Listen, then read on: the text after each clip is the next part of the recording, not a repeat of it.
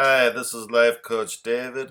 Thanks for listening to the Law of Attraction podcast, and you can find out more about me and Law of Attraction coaching at lifecoachdavid.com. I'm sorry I haven't done a podcast in a little over a week.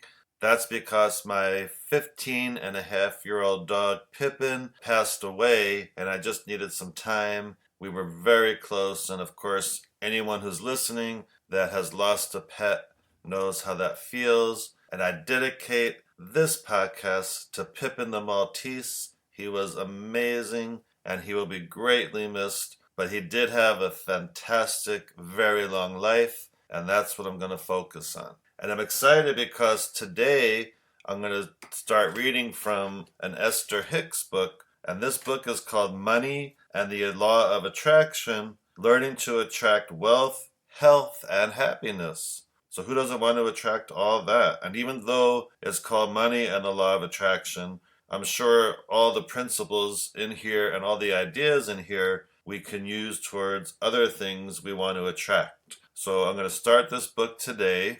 So here we go, part 1, and this is titled Pivoting and the Book of Positive Aspects.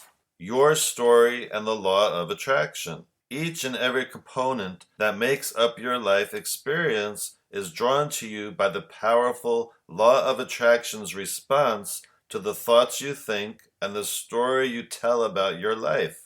Your money and financial assets, your body's state, your clarity, your flexibility, size and shape, your work environment, how you are treated, work satisfaction and rewards, indeed, the very happiness of your life experience in general. It's all happening because of the story that you tell. If you will let your dominant intention be to revise and improve the content of the story you tell every day of your life, it is our absolute promise to you that your life will become that ever-improving story. For by the powerful law of attraction, it must be. Does life sometimes seem to be unfair? You have wanted more success and you have applied yourself well, doing everything that everyone said you should do, but the success you have been seeking has been slow to come. You tried very hard, especially at first, to learn all the right things, to be in the right places, to do the right things, to say the right things, but often things did not appear to be improving much at all. Earlier in life, when you were first dipping your toe into the idea of achieving success, you found satisfaction in satisfying the expectations of others who were laying out the rules for success. The teachers, the parents, mentors who surrounded you seemed confident and convincing as they laid out their rules for success. Always be on time, always do your best, remember to work hard, always be honest, strive for greatness, go the extra mile. There is no gain without pain, and most importantly, never give up. But over time, you're finding satisfaction from gaining the approval of those who laid out those rules waned as their principles of success, no matter how hard you tried, did not yield you the promised results. And it was more disheartening still when you stood back to gain some perspective on the whole picture and realized that their principles were not, for the most part, bringing them real success either. And then to make matters even worse, you began meeting others who clearly were not following those rules, who were achieving success apart from the formula that you have been so diligent to learn and apply. And so you found yourself asking, what's going on here? How can those who are working so hard be receiving so little, while those who seem to be working so little are achieving so much? My expensive education hasn't paid off at all, and yet the multimillionaire dropped out of high school. My father worked very hard every day of his life, and yet our family had to borrow the money to pay for his funeral. Why doesn't my hard work pay off for me the way it's supposed to? Why do so few really get rich while most of us struggle to barely get by? What am I missing? What do those financially successful people know that I don't know? Is doing your best still not enough? When you are doing everything you can think of, truly trying your best to do what you have been told is supposed to bring you success, and success does not come, it's easy to feel defensive and eventually even angry at those who are displaying evidence of the success you desire. You even find yourself sometimes condemning their success simply because it's too painful to watch them living the success that continues to elude you. And it is for this reason, in response to this chronic condition in the financial affairs of your culture, that we offer this book. When you come to the place of openly condemning the financial success that you crave, not only can that financial success never come to you, but you are also forfeiting your God-given rights to your health and happiness as well. Many actually come to the incorrect conclusion that others in their physical environment have banded together in some sort of conspiracy to keep them from succeeding. For they believe with all their heart that they have done everything possible to achieve success, and the fact that it has not come must surely mean that there are some unfriendly forces at work that are depriving them of what they desire. But we want to assure you that nothing like that is at the heart of the absence of what you desire or the presence of things you would like to remove from your experience. No one ever has or ever could have prevented your success or provided it. Your success is all up to you. It is all in your control, and we are writing this book so that now finally, once and for all, your success can be in your deliberate and conscious control. And that's the end of that section, and that sounds really good to me. I want my success to be in my control. I don't want it to be up to anybody else. And now we're going to find out even more. And this next section is called Whatever I Can Desire, I Can Achieve. It is time for you to return to the true nature of your being and to consciously live the success that the experiencing of your own life has helped you determine that you desire. And so, as you deliberately relax right now, you will begin to gradually but surely remember how all success comes.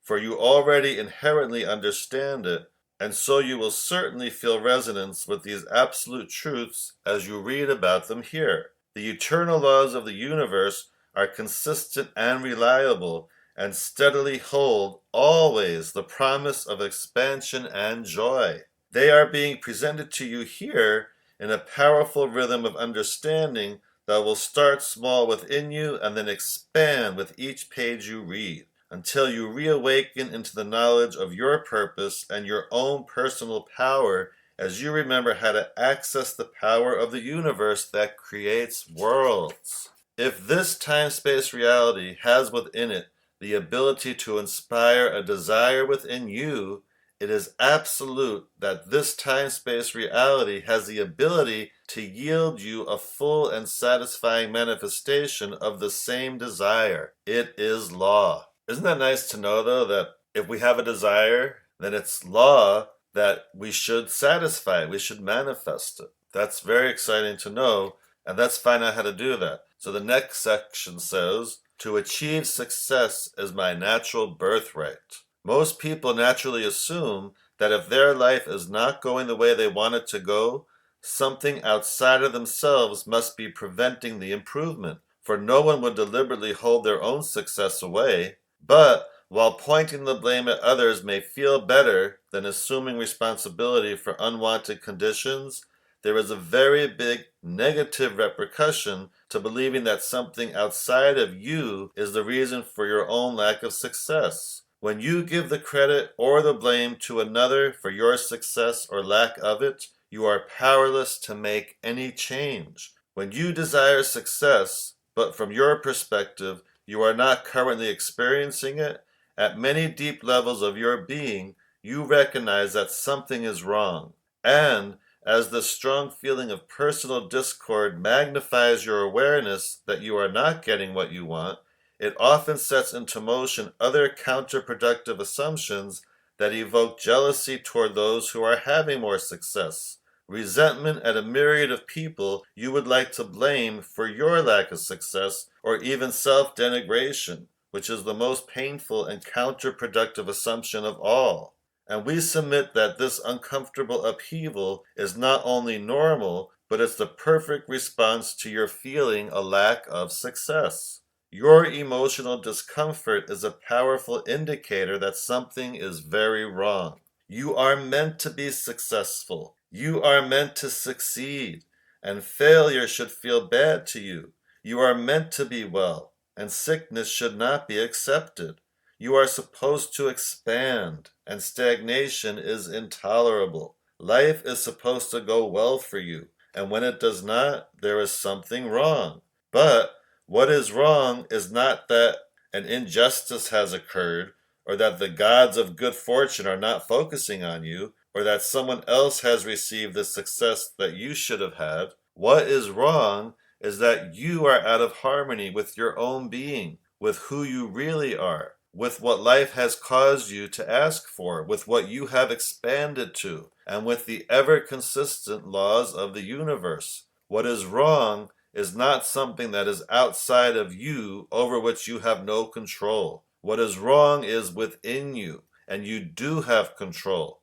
And taking control is not difficult to do once you understand the basics of who you are and the basics of the law of attraction and the value of your personal emotional guidance system that you were born with, which is always active, ever present, and easy to understand.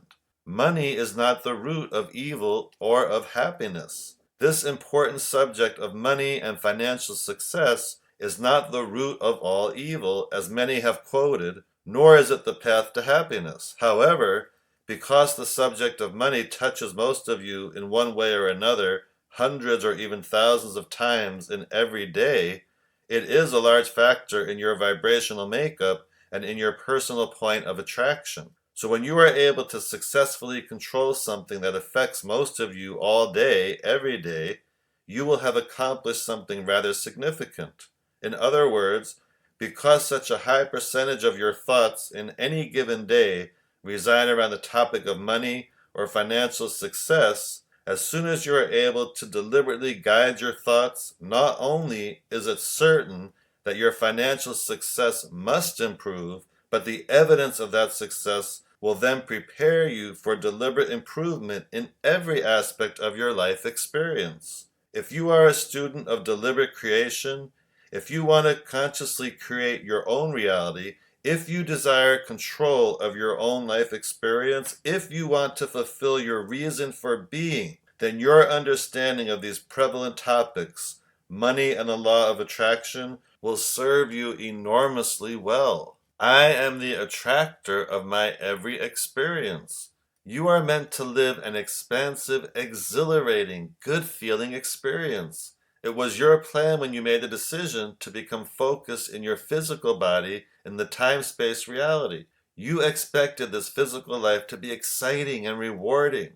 In other words, you knew that the variety and contrast would stimulate you to expanded desires. And you also knew that any and all of those desires could be fully and easily realized by you. You knew also that there would be no end to the expansion of new desires. You came into your body full of excitement about the possibilities that this life experience would inspire. And that desire that you held in the beginning was not muted at all by trepidation or doubt, for you knew your power. And you knew that this life experience and all of its contrast would be the fertile ground for wonderful expansion. Most of all, you knew that you were coming into this life experience with a guidance system to help you remain true to your original intent, as well as to your never-ending amended intentions that will be born out of this very life experience. In short,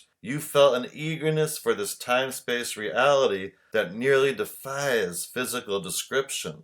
You were not a beginner, even though you were newly beginning in your wee small physical body, but instead you were a powerful creative genius, newly focusing in a new leading-edge environment. You knew that there would be a time of adjustment while redefining a new platform for which you would begin your process of deliberate creating, and you were not the least bit worried about that time of adjustment. In fact, You rather enjoyed the nest into which you were born and those who were there to greet you into your new physical environment. And while you could not yet speak the language of their words, and although you were perceived by those who greeted you as new and unknowing in need of their guidance, you possessed a stability and a knowing that most of them had long left behind. You were born knowing that you are a powerful being, that you are good, that you are the creator of your experience, and that the law of attraction is the basis of all creation here in your new environment. You remembered then that the law of attraction, the essence of that which is like unto itself is drawn, is the basis of the universe, and you knew it would serve you well, and so it has. You were still remembering then that you are the creator of your own experience. But even more important, you remembered that you do it through your thought, not your action. You were not uncomfortable being a small infant who offered no action or words, for you remembered the well-being of the universe. You remembered your intentions in coming forth into your physical body, and you knew that there would be plenty of time for acclimating to the language and ways of your new environment, and most of all, you knew that even though you would not be able to translate your vast knowledge from your non-physical environment directly into physical words and descriptions, it would not matter, for the most important thing to set you on a path of joyful creation were already emphatically in place. You knew that the law of attraction was consistently present, and that your guidance system was immediately active, and most of all, you knew that by trial and what some may call error, you would eventually become completely and consciously reoriented in your new environment. And that's the end of that section, and I think that's so comforting that we knew all this even at that early age, even though we couldn't put it into words, that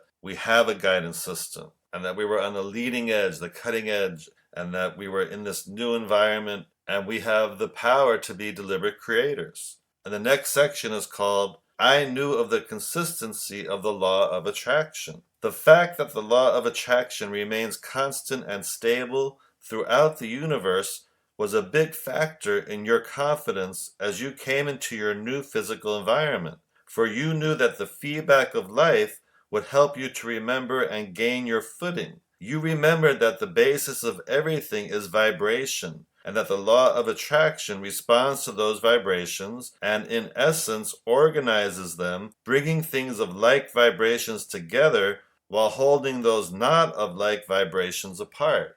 I'm just going to stop for a second because that's huge to get, that paragraph and those words, that everything is vibration. And the law of attraction responds to those vibrations. So, like energy attracts like energy. So the more you're thinking about something and putting out that vibration, that's what law of attraction is responding to and saying yes to and giving you more of. So it's so important to remember that law of attraction responds to those vibrations, and that's what you're attracting. Now I will continue on. And so you were not concerned about not being able to articulate that knowledge right away or to explain it to those around you who had seemingly forgotten everything they knew about it, because you knew that the consistency of this powerful law would soon enough show itself to you through the examples of your own life. You knew then that it would not be difficult to figure out what kinds of vibrations you were offering, because the law of attraction would be bringing to you constant evidence of whatever your vibration was.